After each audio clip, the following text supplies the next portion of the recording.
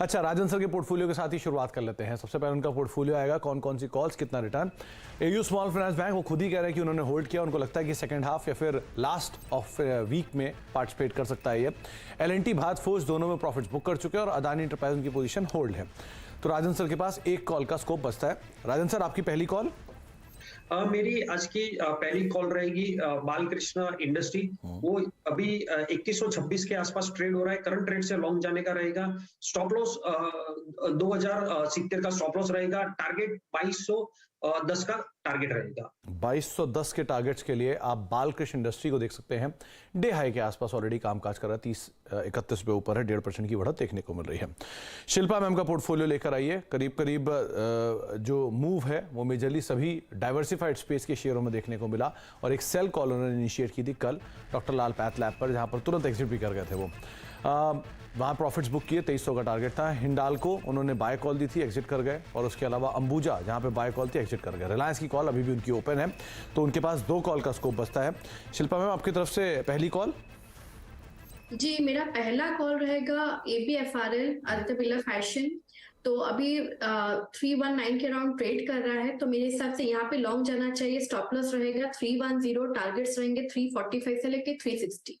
345, 360 के टारगेट के लिए आप आदित्य बिरला फैशन को देख सकते हैं। डे हाई के आसपास ऑलरेडी कामकाज कर रहा है। 345, 360 का टारगेट यहां पर आप मेंटेन कर सकते हैं।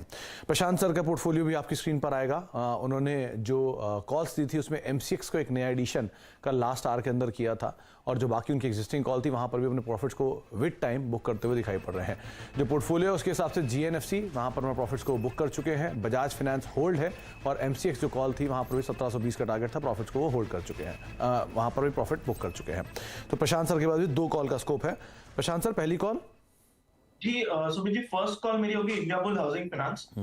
काफी वक्त के बाद एक वॉल्यूम के साथ ब्रेकआउट दे रहा है। 200 दिनों के एवरेज के ऊपर स्ट्रॉन्ग स्टेटमेंट बना रहे प्राइस, तो यहाँ पे मैं लॉन्ग जाना चाहूंगा। मेरा स्टॉप लॉस होगा 135 का और टारगेट में रखूंगा 174 का। प्रशांत सर, 6% का या 10% का मूव के बाद आप इसे चुन रहे हैं। इतनी रिस्की बेट लेना, आपको लग रहा है कि यहां से भी मूव आएगा इसमें? जी सुमित जी, इसकी बहुत क्लियर कट वजह है। मुझे काफी वक्त से कंसोलिडेट कर रहा था और 145 से टर्न हो रहा था। आज जो वॉल्यूम बना हुआ है वो काफी डेली वॉल्यूम से भी ज्यादा है पिछले कई हफ्तों से। और दूसरी बात, ये बहुत कंफर्टेबली प्राइस यहाँ पे एक्सेप्ट हो रही है, तो इसीलिए मैं इसके साथ जाना चाहूंगा। नॉर्मली जब इस तरह का ब्रेकआउट आता है तो अच्छी मूव उसके बाद ये स्टॉक देता है, और बहुत दिनों के बाद ये 200 दिनों के एवरेज के ऊपर ऑलमोस्ट बना हुआ है। काफी वक्त से ऑलमोस्ट 2 घंटे हो चुके हैं, तो इसीलिए मैं इसके साथ रहना चाहूंगा।